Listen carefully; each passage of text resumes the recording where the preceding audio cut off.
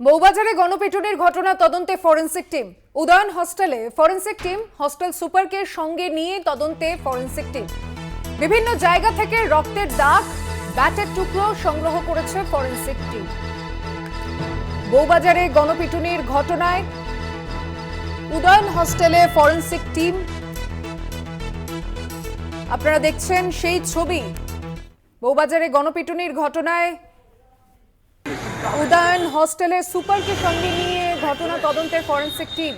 সরাসরি চলে যাব ঘটনাস্থল থেকে। আমাদের সঙ্গে রয়েছেন আমাদের প্রতিনিধি রিয়া মাঝি। রিয়া, ফরেনসিক টিম তারা নমুনা সংগ্রহ করেছে, এখনো পর্যন্ত এই খবরে কি আপডেট রয়েছে? একদমই সুচন্দ্রিমা, আজ নিয়ে দুদিন, অর্থাৎ এর আগে একদিন ফরেনসিক এসেছিল ঘটনার ঠিক দুদিন পরে, এবং আজকে ঘটনার 4 দিন। সেই 4 দিনের মাথায় ফের আরো একবার ফরেনসিকের প্রতিনিধি দল তারা আসেন এই উদয়ন হোস্টেলে, এবং শুধু তাই নয়, সঙ্গে সায়েন্টিফিক উইংসও আসেন এবং লালবাজারের হোমিসাইড শাখার যারা আধিকারিকরা তারাও এসেছিলেন, এবং একই সঙ্গে মুচিপাড়া থানা তারাও এসেছিলেন, এবং পুরো যে জায়গাটা সেই জায়গা তারা ফের পরিদর্শন করেন এবং বেশ কিছু নমুনা সংগ্রহ করেছে ফরেনসিক বলে এমনটাই তারা জানিয়েছেন। এবং সুপারকে সঙ্গে নিয়ে, এই যে হস্টেল তার সুপারকে সঙ্গে নিয়েই কিন্তু তারা এই পরিদর্শন চালিয়েছেন এবং নমুনা সংগ্রহ করেছেন, যার মধ্যে যেটা দেখা যাচ্ছে বা যেটা তারা জানিয়েছেন ইতিমধ্যেই ফরেনসিক প্রতিনিধি দল তারা জানিয়েছেন যে বেশ কিছু নমুনা সংগ্রহ করা হয়েছে, যার মধ্যে খালি চোখে দেখে যেটা বোঝা যাচ্ছে যে যখন ইরশাদ আলমকে গণপিটুনি দেওয়া হচ্ছিল সেই সময় প্রাণে বাঁচার জন্য একাধিক জায়গায় সে ছুটে গিয়েছিল, এবং সেই জায়গাগুলোতে হাতের যে ছাপ, অর্থাৎ হাতে যে রক্তের দাগ লেগেছিল সেই দাগও কিন্তু, সেই দাগের নমুনাও কিন্তু ইতিমধ্যেই সংগ্রহ করেছে ফরেনসিক। এবং পাশাপাশি তোমাকে জানিয়ে রাখবো যে ব্যাট দিয়ে মূলত মারা হয়েছিল, একাধিক জিনিস ইউজ করা হয়েছিল ইরশাদকে গণপিটুনি দেওয়ার সময়। সেখানে যেমন বাঁশ ছিল, লাঠি ছিল, সেখানে ব্যাটও ছিল, অর্থাৎ খেলার যে ব্যাট হয়, সেই ক্রিকেট খেলার যে ব্যাট, সেই ব্যাট ছিল, এবং সেই ব্যাট দিয়ে কার্যত এই ইরশাদকে মারতে মারতে সেই ব্যাট ভেঙে ফেলে, এবং সেই ব্যাটের যে টুকরো, সেই টুকরো কিন্তু ঠিক এই জায়গায়, অর্থাৎ আমার ক্যামেরা পার্সনকে বলবো তোমাকে একটু দেখানোর জন্য, যে লনটা দেখতে পাচ্ছ একদম নিচে যে গ্রাউন্ড, সেই গ্রাউন্ডে ফেলে ইরশাদ আলমকে মারা হয়েছিল, এবং সেখানে একাধিক রক্তের দাগ যেমন পাওয়া গিয়েছে, তার ব্যাট দিয়ে যে মেরেছিল, যেটা মূলত মেন ওয়েপন ইরশাদকে মারার, সেই যে ব্যাটের ভাঙা টুকরো অবধি উদ্ধার হয়েছে এই গ্রাউন্ড থেকে। ইতিমধ্যেই ফরেনসিক কিন্তু তেমনটাই জানিয়েছে, এবং এর আগেও যখন তারা এসেছিলেন, এই নিয়ে দ্বিতীয়বার তারা ভিজিট করলেন, এর আগেও যখন এসেছিলেন প্রথমবার তখনও বেশ কিছু নমুনা সংগ্রহ করা হয়েছিল। তবে যেটা পুলিশ মূলত জানতে চাইছে যে 14 জনকে গ্রেপ্তার করা হয়েছে, সেই 14 জনের মূলত ভূমিকাটা কি ছিল, প্রত্যেকেই কি হাতে লাঠি সোটা বা ব্যাট নিয়ে তাকে মেরেছিল, নাকি কেউ কেউ তারা অন্য কোনো ভূমিকা, তাদের অন্য কোনো রোল তারা প্লে করেছে, এবং প্রত্যেককে 14 জনে কি রোল প্লে করেছে সেটাই মূলত পুলিশ জানতে চাইছে, এবং সেই কারণের জন্যই বারংবার ফরেনসিকের ভিজিট।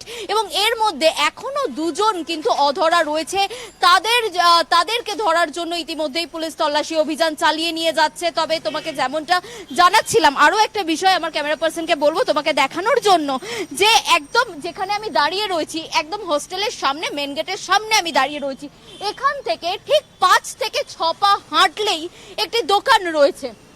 সেই দোকানের যে সিসিটিভিটা তোমাকে একবার দেখাতে বলবো, আমার ক্যামেরা পার্সন রয়েছে বিশ্বজিৎ বেরা রয়েছে, আমি বলবো যে এই সিসিটিভিটা একবার দেখাতে। এই যে সিসিটিভিটা রয়েছে, যার মেন ফোকাস, সিসিটিভির যে মেন ফোকাস সেটা কিন্তু রয়েছে একদম এর দিকে, অর্থাৎ যে মেন হোস্টেলের যে গেট রয়েছে সেই গেটের দিকে রয়েছে এই সিসিটিভির ফোকাস। এই সিসিটিভির এই দোকানে তারা এসেছিল, অর্থাৎ এই যে যারা ছাত্ররা ছিলেন তারা এসেছিলেন, অর্থাৎ আবাসিকরা এসেছিলেন এই দোকানে এই গণপিটুনি ইরশাদকে দেওয়ার পরে এসে তারা বলেছিলেন কে তাদের মোবাইল চুরি করেছে সেটাই জানার জন্য তারা সিসিটিভি ফুটেজ খতিয়ে দেখবে। সেই কারণের জন্যই এই কথা বলে তারা যখন ভিতরে ঢোকেন, ভিতরে ঢোকার পর কিন্তু তারা মূলত সেই সিসিটিভি অর্থাৎ যে টাইমে ইরশাদকে একদম ফুটপাত থেকে টেনে হিজড়ে মারতে মারতে ভিতরে ঢুকিয়েছিল, এই হস্টেলের ভিতরে ঢুকিয়েছিল, সেই যে টাইম অর্থাৎ 8:30 থেকে 9:30 এই টাইমের 1 ঘন্টার ফুটেজ ডিলিট করে দিয়েছে। এবং সেই কারণের জন্য পুলিশ যখন এখানকার সিসিটিভি ফুটেজ তারা যখন কালেক্ট করতে আসে, সেই 1 ঘন্টার ফুটেজ কিন্তু পুলিশ পাননি। এবং যেটা দেখা যাচ্ছে যে টেকনিক্যাল হেল্প নিচ্ছে পুলিশ যাতে সেই ফুটেজ রিস্টোর করা যায়। এবং একই সঙ্গে ফরেনসিক যারা আধিকারিকরা রয়েছেন তারা বারংবার ভিজিট করছেন এবং তারা জানতে চাইছেন যে প্রত্যেকের রোলটা কি ছিল, কি রোল প্লে করেছিল, অর্থাৎ প্রত্যেকেই কি তারা হাতে লাঠি সোটা নিয়ে একে মেরেছিল, ইরশাদ আলমকে মেরেছিল, নাকি কেউ কেউ এই যে ফুটেজ ডিলিট করা সে তারও কাজে কেউ কে ছিল, সেই পুরো বিষয়টা মূলত পুলিশ জানতে চাইছে। এবং সেই কারণের জন্যই কিন্তু একাধিকবার তারা আসছেন এবং এসে এই যে জায়গা অর্থাৎ প্লেস অফ অকারেন্স তারা ভিজিট করছেন এবং তারা খতিয়ে দেখছেন।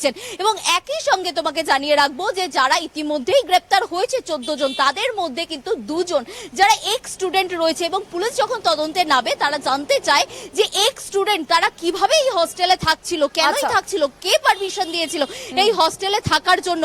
সেই কারণের জন্য হস্টেলের যিনি আধিকারিক, যিনি সুপার রয়েছেন তাদের সঙ্গে কথা বলছেন। এবং পুলিশি জেরায় যদিও এই 2 জন এক্স স্টুডেন্ট তারা জানিয়েছেন যে একজন এখানে রাঁধুনির কাজ করত এবং অপরজন নাইটে গার্ডের কাজ করতে বলে এমনটাই জানিয়েছে। তবে এই বয়ানে কতটা সত্যতা রয়েছে সেটাও একই সঙ্গে খতিয়ে দেখা হচ্ছে। এবং মেইন যে পরবর্তীতে বিচার্য বিষয় হিসেবে উঠে আসতেই পারে। আপাতত অনেক ধন্যবাদ রিয়া মাঝে আমাদের প্রতিনিধি, কথা বললাম তার সন্দেহে।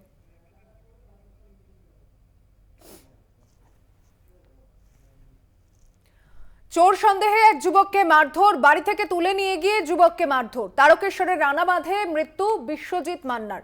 এই ঘটনায় 2 জনকে আটক করেছে পুলিশ। চোর সন্দেহে এক যুবককে মারধর,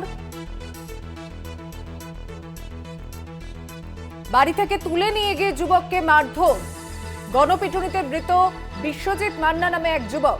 ঘটনায় 2 জনকে এখনো পর্যন্ত আটক করেছে পুলিশ।